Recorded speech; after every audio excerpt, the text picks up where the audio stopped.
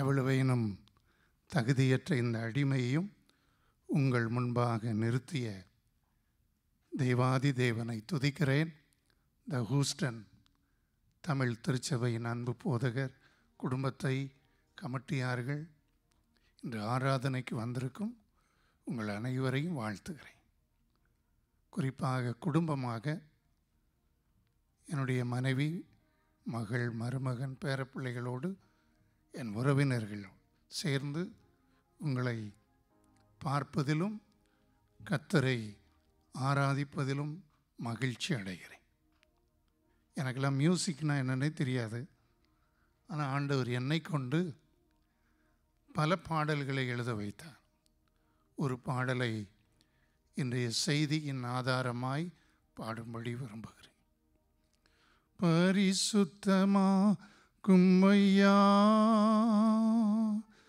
என்னை பரிசுத்தமாக்கும் ஐயா,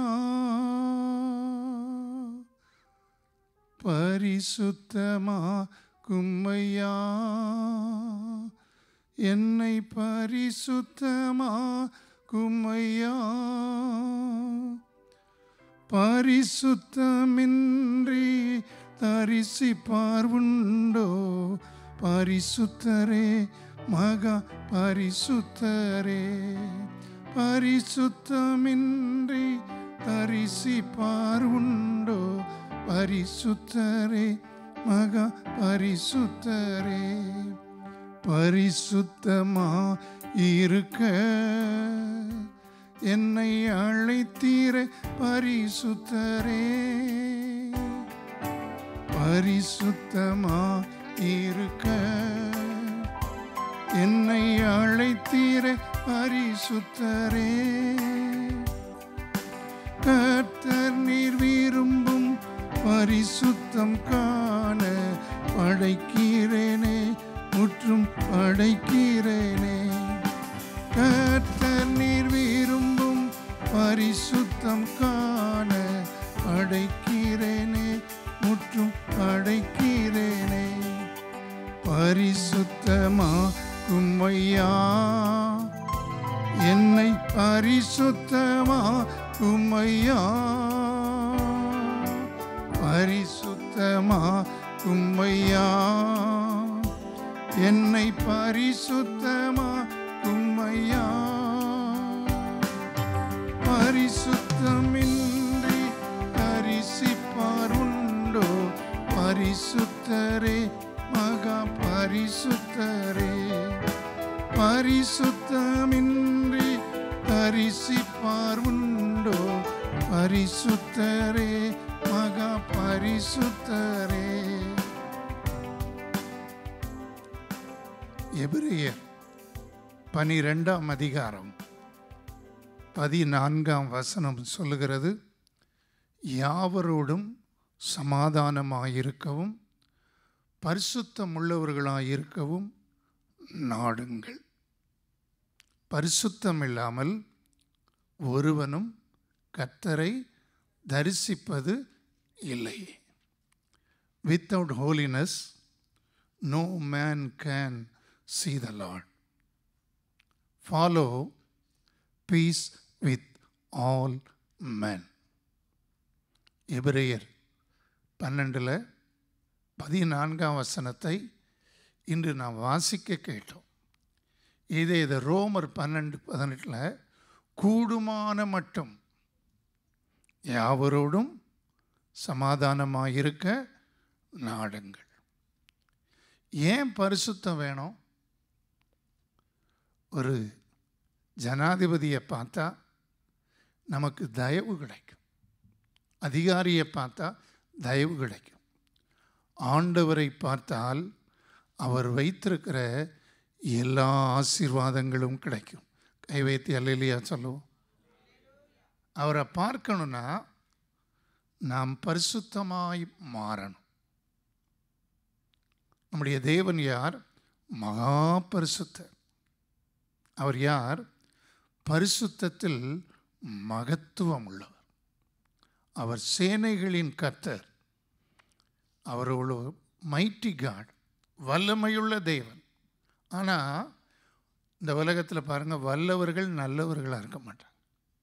நம்ம ஆண்டவர் வல்லவர் மாத்திரமல்ல, மிகவும் பரிசுத்தர். அவர் யாரா? சேரக்கூடாத ஒளியில் வாசம் பண்ணுகிறவர். நல்லா கவனிக்கணும். இன்றைக்கு உலகத்தில் எத்தனையோ தெய்வங்கள் இருக்கிறார்கள், தேவர்கள் இருக்கிறார். ஆனால் அவர்களை போல மாறணும்னு மனிதன் தேடுவதில்லை. ஏதோ உலக நன்மைகள் வேணும். தூத்துக்குடியில் 2 மார்க்கத்தை சேர்ந்த நண்பர்கள் இருந்தார். ஒருவர் ஆண்டவருடைய பிள்ளை, எப்பொழுதும் ஜெபிப்பார். இன்று நாம் பாடலில் பாடினது போல பரிசுத்தமுள்ள தேவனை துதித்து பாடி எப்பொழுதும் ஜெபிப்பார். இன்னொருவர் இன்னொரு மார்க்கத்தார். ஆனால் அவர் எந்த மார்க்கம் என்று நான் சொல்ல விரும்பவில்லை. ஆனால் அவங்க தெய்வத்தை கும்பிடுவார். ஒரு நாள் இருவருக்கும் ஒரு சுவாரஸ்யமான பேச்சு வந்தபோது இந்த கிறிஸ்தவ நண்பர் மற்றொரு மார்க்கத்து சகோதரனை பார்த்து கேட்டார், உன்னுடைய பிரதான ஆசை என்ன? அப்பொழுது அவர் சொன்னாராம், இந்த உலகத்தில் எல்லாம் வேணும், ப்ரமோஷன் வேணும், ப்ராப்பர்ட்டி வேணும், ப்ராஸ்பரிட்டி வேணும். இந்த தூத்துக்குடியை சேர்ந்த சகோதரன் சொன்னாராம், எனக்கு சமாதானமும், நான் யாரை ஆராதிக்கிறேனோ அவரை போல் மாற வேண்டும். கை வைத்து அல்லேலூயா சொல்லுவோமா? அப்போ நீங்கள் யாரை ஆராதிக்கிறீர்கள், எப்படி ஆராதிக்கிறீர்கள், அப்படி தான் நான் மாற முடியும். 115ஆம் சங்கீதம் 8ஆம் வசனம் தான் சொல்லுது, அவைகளை நம்புகிறவர்களும் அவைகளை ஆராதிக்கிறவர்களும் அவைகளைப் போலவே இருக்கிறார். நம்ம ஆண்டவர் யார்? எபேசியர் 1 பார்த்தீங்கன்னா, அன்பில் பரிசுத்தமாய் நம்மை தெரிந்து கொண்டார். யூதா நிருபத்தில் பார்த்தீங்கன்னா, மகா பரிசுத்தமான விசுவாச ஜீவியம் செய்யும்படி தெரிந்து கொண்டார். சிலர் நினைக்கிறாங்க, இவர் பரிசுத்தம் பரிசுத்தம் சொல்கிறதுனால இந்த உலகத்தில் என் தேவைகள் எல்லாம் சந்திக்கப்படுமா? நல்லா கவனிக்கணும். பரிசுத்தத்தின் முதல் படி தான் நீதிமான் ஆவது, ஜஸ்டிஃபிகேஷன். ஆபகுக் 2:4 விசுவாசத்தினாலே நீதிமான் பிழைப்பான். மார்ட்டின் லூத்தர் அவர்கள் இந்த விசுவாசத்தினால நீதிமானாகும் காரியங்களை எடுத்து சொன்னதை ரோமரில் பார்க்கிறோம். இந்த நீதிமான்கள், ஜஸ்டிஃபிகேஷன், ரட்சிக்கப்படுதல், விசுவாசி ஆகுதல். என்றைக்கு ரட்சிக்கப்பட்டு விசுவாசி ஆகிறோமோ அன்னைக்கு தான் பைபிள் படி சபையின் அங்கமாய் மாறுகிறோம். அல்லேலூயா சொல்லுவோமா? ஒருவேளை பாஸ்டர் உங்களை கைத்தட்டி வரவேற்கலாம், மன்னிக்கவும், தலையில் கை வச்சு ஜெபிக்கலாம். ஆனால் நீங்கள் எப்போ சபையில் ஒரு பங்கமில்லாத அங்கமாய் மாறுகிறீர்கள் என்றால், என்று இயேசுவை உங்கள் சொந்த இரட்சகராய் ஏற்றுக்கொண்டு நீதிமான் ஆகிறீர்களோ. இன்றைக்கு ஆராதனையில் சொல்லப்பட்டது, அவருடைய நாமத்தை தொழுது கொள்ளுகிறவன் என்ன செய்யப்படுவான்? ரட்சிக்கப்படுவான். ஆண்டவரை தொழுது கொண்டு அவருடைய இரத்தத்தினால் கழுவப்பட்டு நாம் நீதிமானாகிறோம். ஆனால் இந்த நீதிமான் ஜஸ்டிஃபிகேஷன் என்பது in a single moment, in a single day நடக்குது. ஆனால் சாங்டிஃபிகேஷன், பரிசுத்தமாகுதல் என்பது கிராஜுவலி நடக்குது. Grade by grade, by God's glory. நான் ஒவ்வொரு நாளும் பரிசுத்தமாகிறோம். நான் 46 ஆண்டுகள் ஊழியம் செய்து 47வது ஆண்டு இந்த ஊழிய பாதையில் இருக்கிறேன். 3 ஆண்டுகளுக்கு முன்பு உங்கள் சபையில் வந்து நான் பிரசங்கித்தேன். இந்த வாய்ப்பினை தந்தமைக்கு நான் நன்றி சொல்லுகிறேன். ஆனால் நான் பார்த்தது என்ன, 22 ஆண்டுகள் ஒரு நல்ல வங்கியில் வேலை பார்த்து நல்ல சுவிசேஷகனாய் ஊழியம் செய்தேன். இப்பொழுது 25வது ஆண்டா முழு நேர ஊழியம் செய்கிறேன். படிப்படியாய் தான் பரிசுத்தம். இந்த பரிசுத்தத்துக்கு என்ன 2 பகுதி இருக்குது, செக்ரிகேஷன் அண்ட் செட்டிங் அப்பார்ட். பிரித்தெடுக்கப்படுதல், அதன் பிறகு பிரித்து எடுக்கப்பட்ட வாழ்க்கை வாழுதல். என் அன்பு சகோதரனே, சகோதரியே, நீங்கள் இயேசுவின் பிள்ளையாக மாறி இருக்கிறீங்களா? நீங்கள் ரட்சிக்கப்பட்டிருக்கீங்களா? சிலர் சொல்லுவாங்க, நான் கிறிஸ்தவனாக இருக்கிறேன், நான் இந்த சர்ச்சுக்கு நல்ல காணிக்கை கொடுக்குறேன், இந்த சபையில் நான் வருகிற கெஸ்ட்டுகளுக்கெல்லாம் காணிக்கை கொடுக்குறேன். That's right. ஆனால் நீங்கள் இயேசுவின் பிள்ளையாய் மாறணும், விசுவாசியாய் மாறணும். டிஎல் மூடி ஒரு வாலிப தம்பியை பார்த்து கேட்டார், தம்பி, உனக்கு பாவ மன்னிப்பின் நிச்சயம் உண்டா? இயேசுவின் பிள்ளையாய் மாறியிருக்கிறாயா? அவன் சொன்னான், பெரிய டவர் உள்ள கோபுரத்தை காண்பித்து, இந்த கோபுரம் உள்ள சர்ச்சை கட்டினதே எங்கள் தாத்தா தான், இதில் கமிட்டி மெம்பர் எங்கள் தாத்தா தான், எங்கள் அப்பா இப்போ கமிட்டியில் இருக்கிறார், வர்ற கெஸ்ட்டுகளுக்கெல்லாம் நிறைய பணம் கொடுப்பார். டிஎல் மோடி அவன் சொன்ன அத்தனை தகுதியை எழுதி தந்து, நீ இதை உன் பாக்கெட்டில் வச்சுக்க, இயேசு வரும்போது எங்கு வந்துவிடு? பரலோகத்துக்கு வந்துவிடு. அவன் உள்ளத்தில் குத்தப்பட்டான், இயேசுவின் பிள்ளையாய் மாறினான். இந்த ஆராதனையில் பங்கு பெறுகிற நாம் இயேசுவின் பிள்ளையாய் இருக்கிறோமா? அவருடைய நாமத்தின் மேல் விசுவாசம் உள்ளவர்களாய் அவரை ஏற்றுக்கொண்டவர்கள் எத்தனை பேர்களோ அத்தனை பேர்களும் அவருடைய பிள்ளைகளாகும்படி அதிகாரம் கொடுத்தார். நீங்கள் அவருடைய பிள்ளையானீங்கன்னா, எபிரேயர் 12:12 இருக்குது, பங்கு, பிள்ளைகளுக்குன்னு பங்கு இருக்குது. பெற்றோர் பிள்ளைகளுக்கு சொத்து வைத்திருப்பது போல எபிரேயர் 12:12 சிட்சையின் மூலம் பரிசுத்தத்தை தருகிறார். நம்பர் 2, ரோமர் 6 நீங்கள் 22ஆம் வசனத்தை வாசித்தால், எதற்கு கீழ்ப்படியும்படி உங்களை ஒப்பு கொடுக்கிறீர்களோ பரிசுத்தமாகுதல் உங்களுக்கு கிடைக்கும் பலன், ரிவார்ட், ஃப்ரூட். அப்போ ஒப்பு கொடுக்கணும். இன்றைக்கு ஆராதனையில் போதகர் நல்ல வாசனத்தை சொன்னார். அப்படி இருக்க உங்கள் சரீரங்களை பரிசுத்தமும் தேவனுக்கு பிரியமுமான ஜீவ பலியாக ஒப்பு கொடுக்க வேண்டும் என்று எதை முன்னிட்டு வேண்டிக் கொள்கிறேன்? தேவனுடைய இரக்கங்களை முன்னிட்டு. ஏங்க இரக்கத்தை முன்னிட்டு சொல்கிறாரு? நியாய தீர்ப்பு நாளில் எது மேன்மை பாராட்டும்? யாக்கோபு 5 இருக்குது, இரக்கம் மேன்மை பாராட்டும். இரக்கத்துக்கும் கிருபைக்கும் என்ன வித்தியாசம்? நான் ஆண்டவருடைய இரக்கத்தினால தான் நான் ஒரு சன்மார்க்கனாக வாழ்ந்தாலும் 18வது வயதில் ரட்சிக்கப்பட்டாலும் நான் அவருடைய இரக்கத்தினால்தான் எனக்கு வரவேண்டிய தண்டனைகள் வரவில்லை. அல்லேலூயா. அதான் தன் பாவங்களை அறிக்கை செய்து விட்டு விடுகிறவனோ என்ன பெறுவான்? அப்போ கிருபை என்பது என்ன? தகுதியே இல்லை. பாஸ்டர்னு சொல்கிறதுக்கு நான்லாம் தகுதி இல்லை, ஊழியக்காரன் சொல்கிறதுக்கு தகுதி இல்லை. அவர் என்னை கிருபையினாலும் இரக்கத்தினாலும் முடிசூட்டி ஒரு ஊழியனாய் நிறுத்தி இருக்கிறார். இன்று காலை வேளையில் நீங்கள் அவருடைய பிள்ளையாக மாற ஒப்பு கொடுத்தீங்கன்னா உங்களை பரிசுத்தத்தில் வளர செய்வார், உங்களுக்கு பங்கை தருவார், உங்களுக்கு பலனை தருவார். 3வது, நாம் பயபக்தியாக இருக்கும் பொழுது இப்படிப்பட்ட வாக்குத்தத்தங்கள் நமக்கு உண்டாயிருக்கிறபடியால் பரிசுத்தமாகுதலை தேவ பயத்தோடு என்னப்படுத்த கடவும்?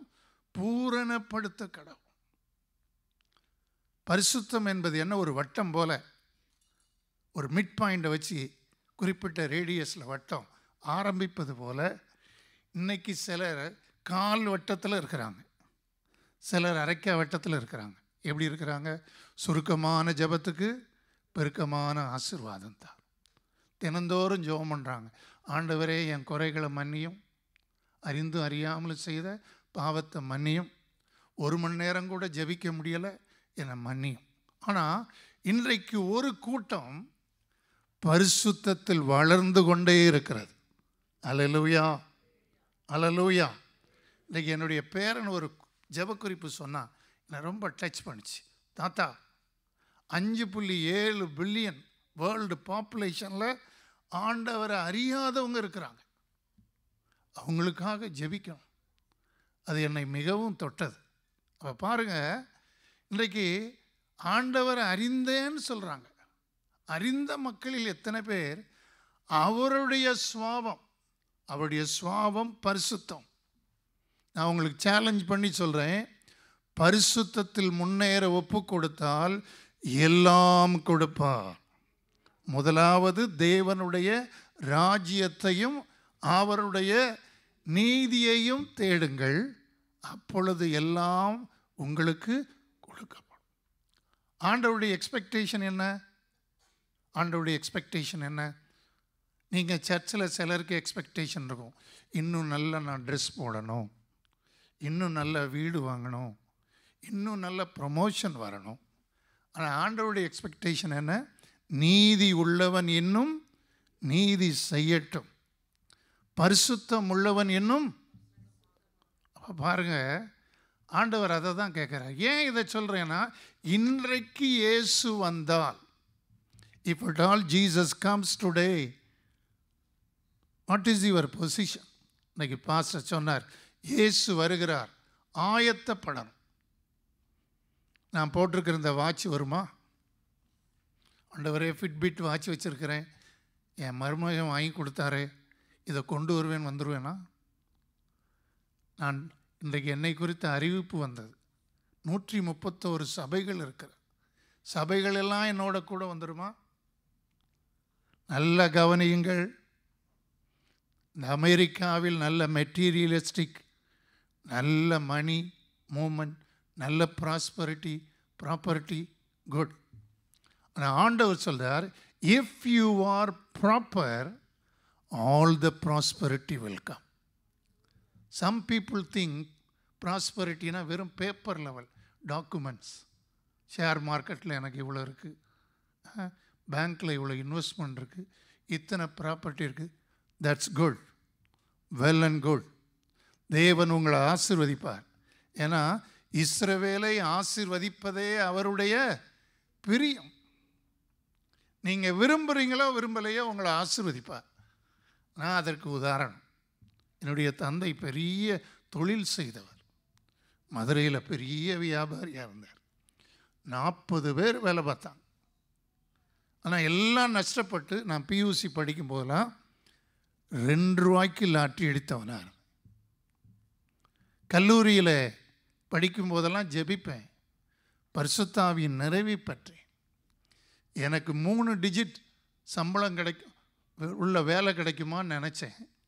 ஆண்டவர் வேலையை பேங்க்கில் 4 டிஜிட் சேலரி தந்தார். எனக்கு தர முடியும்னா நான் உங்களுக்கு சேலஞ்ச் பண்ணி சொல்கிறேன், தேவன் நீங்கள் இழந்த வேலையை தர முடியும். இப்போது இருப்பதை பார்க்கிலும் 1000 மடங்கு பெருக பண்ண முடியும்.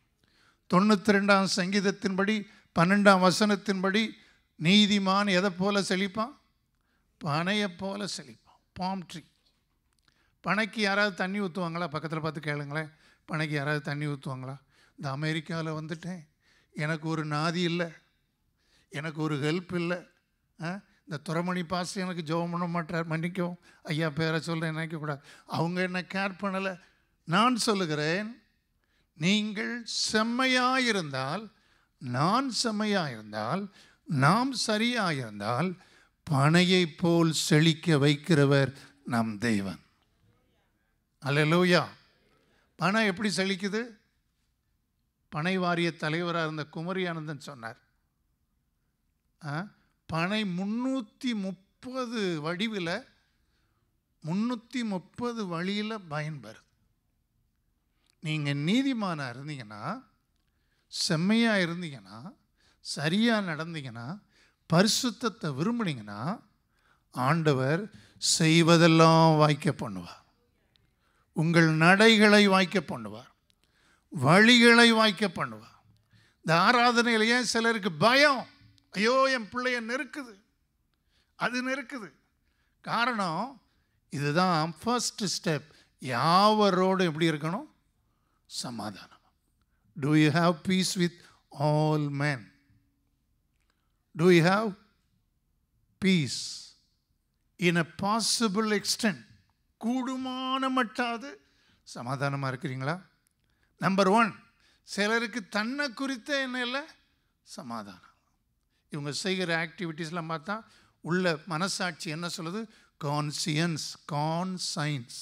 அதை பிரித்தா டு நோ. கான்சியன்ஸ் என்பது ஒரு அம்பையர் மாதிரி. சிலருக்குள்ளே இருக்கிற அம்பையர் எப்பயுமே it's a blowing whistle. Whistle ஊதிக்கிட்டே இருக்கு. பார்க்கிங் டாக் செல்டம் பைட் என்பார்களே, ஒருபோதும் கடிக்காது.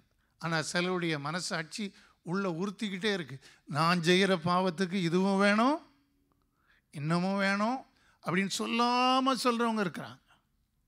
எனக்கு மதுரையில் ஒரு சகோதரன் தெரியும், அடிக்கடி தலையில் அடிச்சுக்கிடும். ஏன்பா இப்படி செய்கிறான்? நான் செய்கிற பாவத்துக்கு இதுவும் வேணும். முதலாவது உங்களுக்குள் சமாதானம்.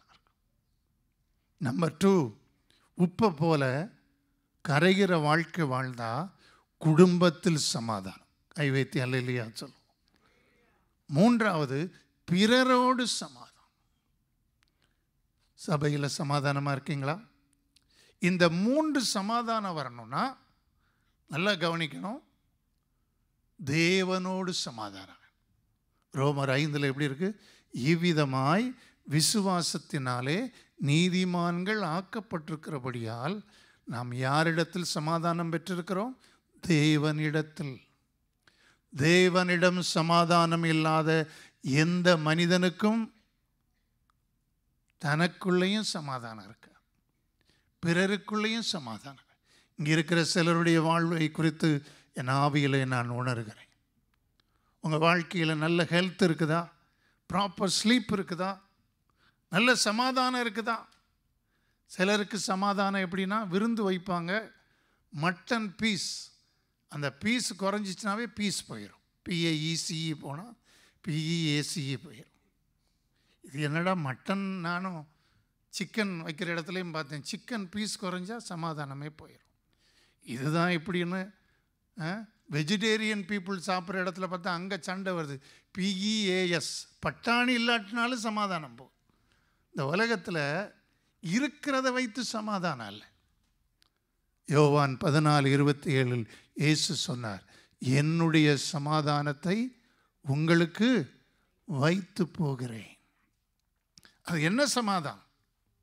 நம்ம வாழ்க்கையில் சோதனைகள் 3 விதத்தில் வருது. தவிர்க்க வேண்டிய சோதனைகள், அதான் பரமண்டலங்கள் இருக்கிற ஜெபத்தில் ஜெபம் பண்ணுறோம். இன்னொன்று யாக்கோபு 1:12 படி சகிக்க வேண்டிய சோதனைகள். மத்தேயு 4, லூக்கா 4 படி ஜெயிக்க வேண்டிய சோதனைகள். இந்த 3லையுமே நமக்கு ஒரு சமாதானம் இருக்கணும், ஒரு தைரியம் இருக்கணும். அதை தருவது தான் விசுவாசம். அல்லேலூயா. விசுவாசத்தினாலே நீதிமான் பிழைப்பான். இந்த விசுவாசத்தினால தான் சமாதானம். இந்த விசுவாசம் எப்படி வருது? வேதத்தை வாசிக்கும்போது வருது. ரோமர் 10:17 உங்களை எந்த ஊழியர்கள் நடத்துகிறார்களோ அவர்களை போல தான் சமாதானம். ஃபாதர் பெர்க்மான்ஸோட 10 நாள் இருந்து பாருங்கள், உங்கள் கையும் இப்படி வரும், அல்லேலூயான்னு வரும். எசேக்கியா பிரான்சிஸோடு இருந்து பாருங்கள், அவரை போலவே அந்நிய பாஷையில் பாட்டு வரும். நானும் துறைமணி பாஸ்டரோட 10 நாள் இருந்தேன்னா அவரை போலவே இங்கிலீஷ் பேச ஆரம்பிப்பேன். ஏன்னா நேச்சர். சிலர் பாருங்கள், எந்த ஊழியரையும் பின்பற்றுவதில்லை, எவரையும் பின்பற்றுவதில்லை. நீங்கள் எந்த ஊழியரை பின்பற்றீங்க? எரேமியா சொல்கிறான், நானோ உம்மை பின்பற்றுகிற மெய்ப்பன் மிஞ்சி நடப்பதில்லை. ஆண்டவர் உங்களுக்கு வைத்திருக்கிற ஊழியர்களை கனம் பண்ணுங்கள், பின்பற்றுங்கள், சமாதானமாக வாழுங்க. உங்களுடைய வேதத்தை நேசிக்கிறவர்களுக்கு என்ன உண்டு? 119 சங்கீதம் 165. ஏசாயா 48 இருக்கு, என் கற்பனைகளை கவனித்தாயானால் நலமாயிருக்கும். சமாதானம் எப்படி வருமா?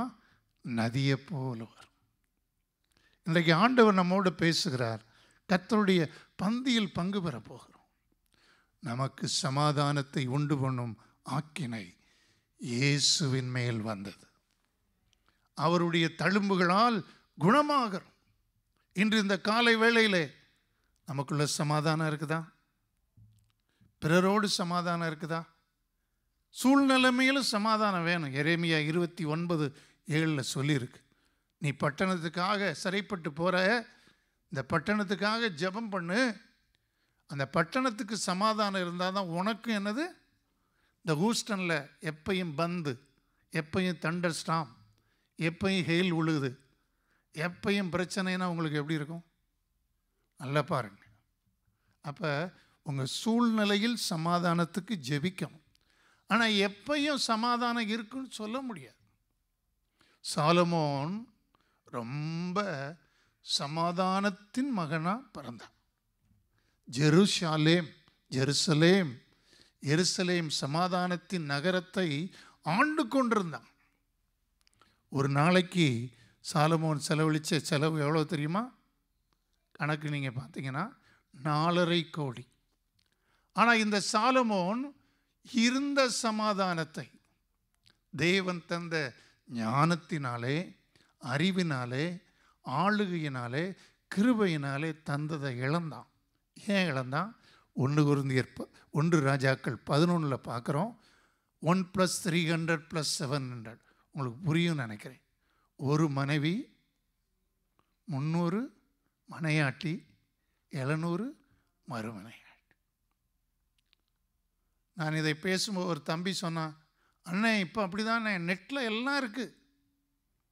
இன்றைக்கி எத்தனை பேர் உங்கள் குடும்பத்துக்கு உண்மையாக இருக்கிறீங்க, உங்கள் மனைவிக்கு உண்மையாக இருக்கிறீங்க, உங்கள் தாட்டில் உண்மையாக இருக்கிறீங்க. எங்கே சமாதானம் உண்டோ அங்கே தான் சூழ்நிலைமை சமாதானம் இருந்தால் தான். நீங்கள் பாருங்கள், தாவீதின் வாழ்க்கையில் எப்பையும் யுத்தம். ஆலயத்தை கட்ட முடியலை, அரண்மனையை கட்ட முடியலை, தனக்குன்னு ஒரு சிறந்ததை கட்ட முடியலை. ஆனால் சாலமோனுக்கு சமாதானத்தின் காலத்தில் அழகாய் தேவ ஆலயத்தை கட்டினான், அரண்மனையை கட்டினான். ஆனால் கட்டியும் சாலமோனின் வாழ்க்கையில் சமாதானம் போக காரணம், கர்த்தர் 2 முறை எச்சரித்தும் தரிசனம் கொடுத்தும் உலகத்தோடு ஒத்துப்போனான். அதான் இன்றைக்கு ஆண்டவர் நம்மோடு பேசினார். இந்த பிரபஞ்சத்திற்கு ஒத்த வேஷம் தெரியாமல் தேவனுடைய நன்மையும் பிரியமும் பரிபூர்ணமான சித்தம் இன்னதென்று பகுத்தறியத்தக்கதாக உங்கள் மனம் புதிதாகிறதுனால் என்ன ஆகுங்கள்? மறுரூபம். இன்றைக்கு ஆண்டவர்கிட்ட கேட்போமா, ஆண்டவரே பரிசுத்தம் இல்லாமல் தரிசிக்க முடியாது, நீர் பரிசுத்தத்தை தான் எதிர்பார்க்கிறீர். ஏசாயா 35 பார்த்தா, ஹைவே ஹூஸ்டன் வரும்பொழுது என்னுடைய மருமகன் ஜோயல்சன் சொன்னார், அமெரிக்காவிலே இந்த ரோடு தான் ரொம்ப ரொம்ப வித்துள்ள ரோடு. 6 ஒரு பக்கத்தில் 6 இது இருக்கு.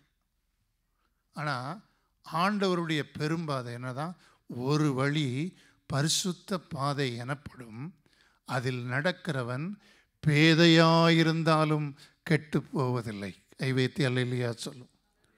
இன்றைக்கு நீங்கள் பரிசுத்தத்துக்கு ஒப்பு கொடுத்து பாரு. இயேசுவே என் பாவத்தை மன்னியும், உம்முடைய நாமத்தினாலே கழுவும், உம்முடைய வசனத்தின்படி என்னை சுத்திகரியும், உம்முடைய பரிசுத்த அக்கினியினால் சுத்திகரியும், உம்முடைய சிட்சையினால் என்னை பரிசுத்தமாக்கும், பிள்ளைகளுக்குரிய பலனாகிய பரிசுத்தத்தை தாரும், பங்கின் பரிசுத்தத்தை தாரும், என்னை படைக்கிறேன் பரிசுத்தத்தை தாரும், எனக்கு இந்த ஆலயத்தில் பயிற்சி கொடுத்து என்னை பக்குவப்படுத்தி பரிசுத்தமாக்கும். ஆண்டவர் உங்கள் எல்லா தேவைகளையும் சந்திப்பார். நீங்கள் பரிசுத்தமானீங்கன்னா, நான் பரிசுத்தமானேன்னா, பரலோகத்தில் ஆண்டவர் இன்னும் பலன் தர வருகிறார். கை வைத்து அல்லேலூயா சொல்லுவோம். பைபிளில் பாருங்கள், வெளிப்படுத்தல் 2ஆம் அதிகாரம் 3ஆம் அதிகாரத்தில் 7 சபைகள், எபேசு, சிமிர்னா, பெர்கமு, தித்திரா, பிலதெல்பியா, லவோதிக்கியா, பெர்கமு, இப்படிலாம் சபைகள். ஒவ்வொரு சபைக்கு என்ன சொல்கிறார்? உன் கிரியைகளை நான் அறிந்திருக்கிறேன். உங்கள் கிரியைகளை அறிந்திருக்கிறேன், நான் உங்களுக்கு பேசுகிறேன். நானும் ஆண்டவரிடத்தில் கேட்பது தான், இன்னும் பயபக்தியா, நான் இன்னும் பரிசுத்தமாகணும், நான் இன்னும் நீதி செய்யணும். இன்றைக்கி பரிசுத்தத்துக்கு எதிரான அநீதியும் அநியாயங்களும் பெருகுகிறது. இன்றைக்கு அநேக இடங்களை பார்க்குறோம். Obtention of good things by bad means. எப்படியெல்லாம் பொல்லாத வழியில் கெட்ட காரியத்தின் மூலமாக நல்லதை சம்பாதிக்கணும் மனிதனின் உள்ளம் துணிகரம் கொண்டிருக்கிறது. இந்த அமெரிக்க ஐக்கிய நாட்டில் அநேகருடைய ஸ்டைலை பற்றி ஒரு சிஸ்டர் சொன்னாங்க. நல்ல பணம் இருக்குது, பணம் நிறையா இருக்குது, ஆனால் பிள்ளைகளை போதுமான அளவு வளர்ப்பதில்லை. நான் உங்களிடத்தில் ஒரே ஒரு கேள்வி கேட்க விரும்புகிறேன். இயேசுவின் வருகையின் போது எந்த சொத்தை பரலோகத்துக்கு கொண்டு வர முடியும் தெரியுமா? எந்த சொத்து? பிள்ளைகள் மாத்திரம். உங்கள் பிள்ளைகளை கர்த்தருக்கு வளர்க்குறீங்களா? உங்கள் பிள்ளைகளுக்கு எவ்வளோ நேரம் செலவழிக்கிறீங்க? இந்த விபிஎஸ்ஸை குறித்த அறிவிப்பெல்லாம் பார்த்தோம். ஆண்டவரே, என் பிள்ளைகளோடு நேரம் செலவழிப்பேன், பிள்ளைகளோடு ஜெபிப்பேன், பிள்ளைகளுக்கு பரிசுத்தத்தின் முக்கியத்துவத்தை சொல்லிக் கொடுப்பேன். ஆண்டவருடைய வார்த்தை என்ன சொல்லுது? ஓசியால, நீ என் வேதத்தை மறந்தாய், நான் உன் பிள்ளைகளை மறப்பேன். இன்றைக்கு ஏன் சில பிள்ளைகள் மறக்கப்படுது? சில பெற்றோருக்கு பிள்ளைகளை குறித்து பயம், பதற்றம். இன்றைக்கு ஒப்பு கொடுங்க. ஆண்டவரே, என்னை பரிசுத்தமாக்கும். எல்லாரும் கண்களை மூடுவோமா? கண்களை மூடி, ஆண்டவரே என்னை பரிசுத்தமாக்கும். இயேசு வரப்போகிறார், அவர் வரப்போகிறார். நீ ஆயத்தப்படு, ஆயத்தப்படுத்து. ஆண்டவர் இயேசு வரப்போகிறார். உன் தேவனை சந்திக்கணும்னா இந்த உலகத்தில் ஒன்றே ஒன்று தான். உன் தேவனை சந்திக்கணும்னா இந்த உலகத்தில் ஒன்றே ஒன்று தான், அது ஆயத்தப்படுவது. Be thou prepared. Get your family prepared. நீ ஆயத்தப்படு, ஆயத்தப்படுத்து, கர்த்தர் வருகின்றாரே. நீ ஆயத்தப்படு, ஆயத்தப்படுத்து, கர்த்தர் வருகின்றாரே. மேகங்கள் வேகமாக இயேசு வருகின்றாரே.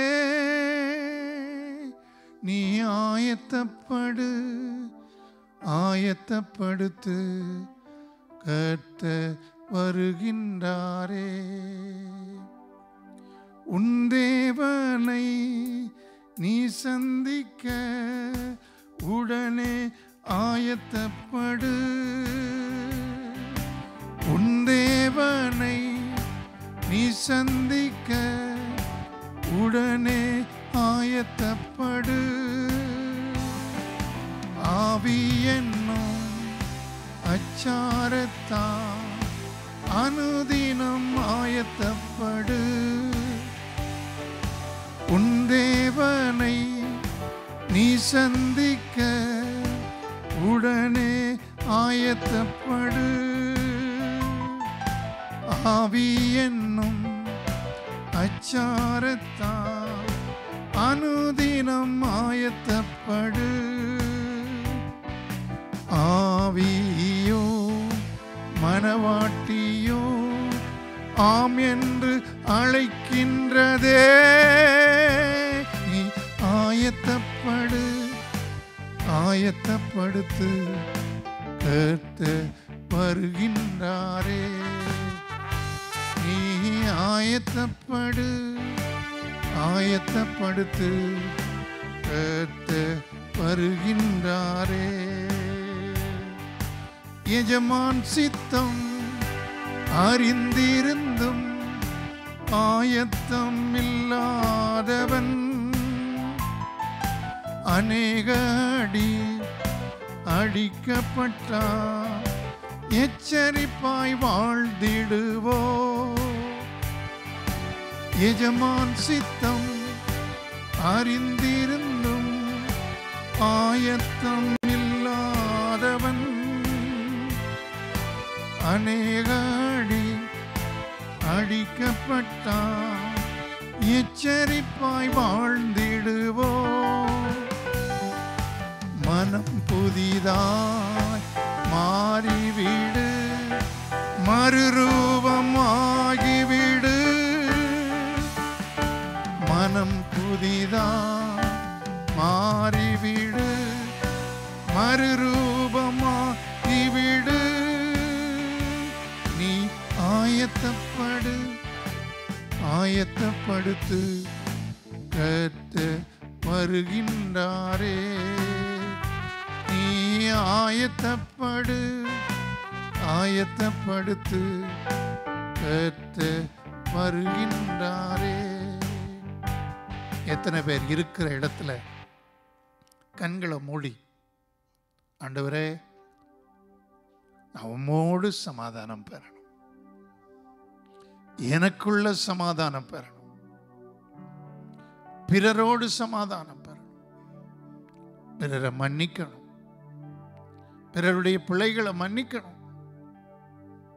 சாலமோனை போல நல்ல சமாதானத்தின் ஆரம்பமாயிருந்தும் விசுவாச வீரர் பட்டியலில் காணப்படாமல் போனாரே, அவரை போல் அல்ல. உம்முடைய வருகைக்கு நான் ஆயத்தப்பட இன்னும் நீதி உள்ளவனா, பரிசுத்தம் உள்ளவனா மாற விரும்புகிறேன்றவங்க நீங்க விரும்பினா கையை உயர்த்தலாமே. 1 minute கையை உயர்த்தி காமிங்க பார்க்கலாம். எல்லாரும் கண்களை மூடுவோம். நீ ஆயத்தப்படு, ஆயத்தப்படுத்து, கர்த்தர் வருகின்றாரே. நீ ஆயத்தப்படு, ஆயத்தப்படுத்து, கர்த்தர் வருகின்றாரே. மேகங்கள் மீன் வேகமாக இயேசு வருகின்றாரே. ஆயத்தப்படு, ஆயத்தப்படுத்து, கர்த்தர் வருகின்றாரே. எல்லாரும் கைகளை உயர்த்துவோமா? எல்லாரும் கைகளை உயர்த்துவோமா? பரிசுத்தம் உள்ளவன் இன்னும் பரிசுத்தமாகட்டும். நீ இயேசுவை தரிசிச்சேனா? யோசேப்பை உயர்த்திய தேவன் பரிசுத்தத்தை நாடும்படி சொல்லி, ஃபாலோ தேட சொல்லல, நாட சொல்லியிருக்கு. எங்கள் அன்பின் ஆண்டவரே, இந்த வசனத்தை இயன்ற அளவு தியானித்தோம். நாங்கள் யாவரோடும் சமாதானமாயிருக்கும், பரிசுத்தம் உள்ளவர்களாயிருக்கும். துன்மார்க்கனுக்கு சமாதானம் இல்லை என்று தேவன் சொல்லுகிறார். என் தேவன் சொல்லுகிறார். உடைய வேதம் சொல்லுகிறதப்பா. இங்க இருக்கிற ஒருத்தர் கூட தங்கள் இருதயத்திலோ, தங்கள் தலையிலோ, தங்கள் கைகளின் கிரியையிலோ சமாதானம் இல்லாம போய்விடக்கூடாது. அவங்க இன்னும் நீதி செய்யட்டும், இன்னும் பரிசுத்தம் உள்ளவர்களாய் மாறட்டும். இயேசுவின் நாமத்தில் இதை நாங்கள் கேட்கிறோம் ஆண்டவரே. பரிசுத்தமாக்கும் ஐயா, என்னை பரிசுத்தமாக்கும் ஐயா, பரிசுத்தமாக்கும் ஐயா, என்னை பரிசுத்தமாக்கும் ஐயா. பரிசுத்தமின்றி பரிசிப்பார் உண்டோ? பரிசுத்தரே, மகா பரிசுத்தரே.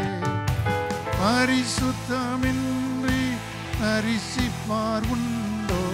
பரிசுத்தரே, மகா பரிசுத்தரே.